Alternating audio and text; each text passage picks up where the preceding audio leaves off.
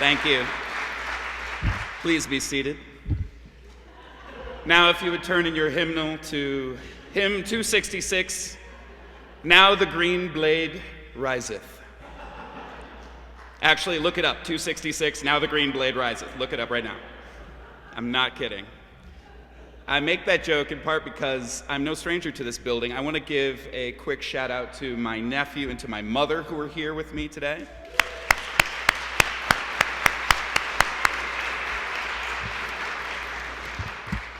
My mother's a long-time Unitarian who, when I was in high school, tried to convince me to become a Unitarian minister. This is the closest you're going to get, Ma. So soak it up. Enjoy it. I want to give a thanks to Howie Hawkins, who invited me to come on this crazy ride called an electoral campaign.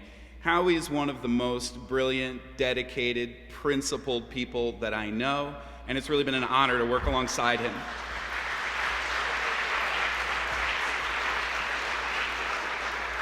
I don't know if you noticed in Wednesday night's debates, but Howie Hawkins was the only one to say some of the most important things that got said that night. You know, the most segregated by race and by class schools in this country are not in Mississippi or Alabama, are in New York State. Howie Hawkins was the only one to point that out in Wednesday's debate. Howie Hawkins was the only one to talk about the absolute devastation that's been caused by the war on drugs and to call for legalization of marijuana immediately. And Howie Hawkins was the only one to take a strong stand on fracking and say that we've got to stop pulling carbon up out of the ground and releasing it into the atmosphere. I worked for 9 years in New York City's public schools as an elementary school teacher. 8 of those years were in Harlem. And perhaps my favorite year, if I had to pick one, although it's hard, was the year that I was freed from most of the incredibly onerous obligations that are now, every day seems to be more and more raining down on our public school teachers. And that was the year that I got to teach drama, because I was the only one in the building who had any idea what I was doing. And it was an amazing year. I had my own room. Kids came to me. I had second graders all the way up through fifth graders. I thought the fifth graders would be the best, but no, turns out those second graders, wow. You kind of have to watch second graders. Like, they'll do anything. They're amazing. They're brilliant. There's something about teaching in the arts where you can recruit a child's intrinsic interest in the activity as a teacher. You know, it's a different kind of writing. I remember a second grade student saying to me, wait a minute, Mr. Jones, you're saying, we're just starting to write scripts, playwriting for the first time. He says, wait a minute, let me see if I've got this straight. You're saying I'm going to write this down, and then she has to say whatever I write down on this paper, she has to say it. Okay. Yeah, second graders are too much. But, that program, I hoped that program would last. I hoped that it would develop and grow. I hoped that this would be the beginning of a renaissance of artistic education in that school in East Harlem, but it was not to be. Unfortunately, that program and my school is a casualty of the empire that Eva Moskowitz is building here in New York City.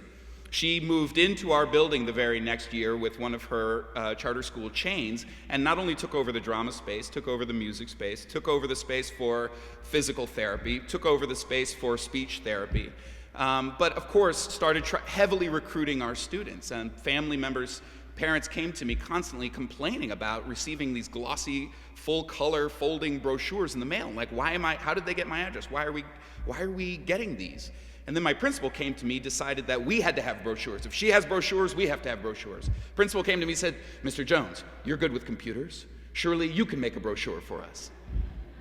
It's like, well, thank you. Yes, I am good with computers, but I don't know if I could make something to compete. And so I sat down at my computer to start to make a brochure for my school, and then I realized this is madness.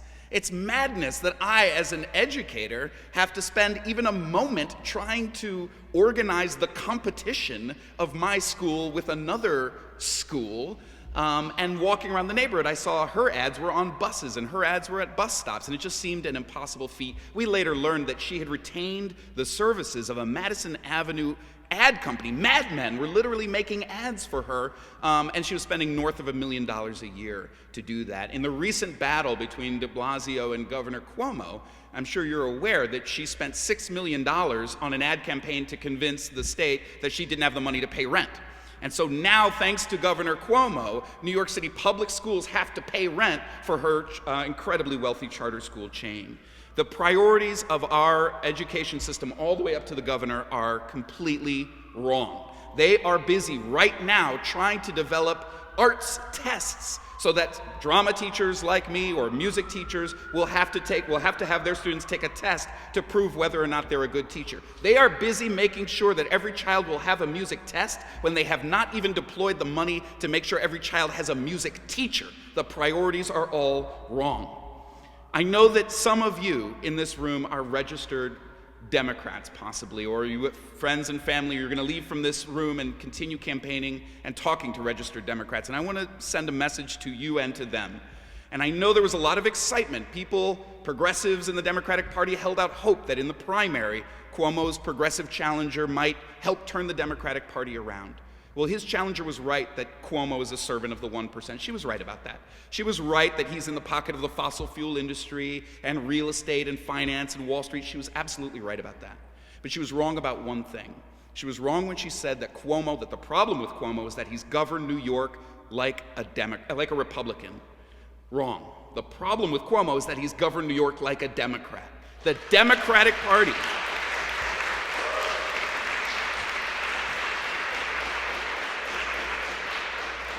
Ask an educator. It's the Democratic Party all over this country that's cheered the mass firing of teachers, that's promoted high-stakes standardized testing, raising the stakes even higher by attaching them to teacher evaluation, that's pushed school closing and the proliferation of charter schools. That's been the work of the Democratic Party going all the way to the top of the party. That's why I'm proud to run an independent campaign, separate from the 1%, here with the Green Party. I would run with no other party. I would never run with the Democratic or Republican parties, because I deeply believe that we have to have our own politics, our own parties, and be able to stand on our own 2 feet. Thank you for your support. We'll see you out there.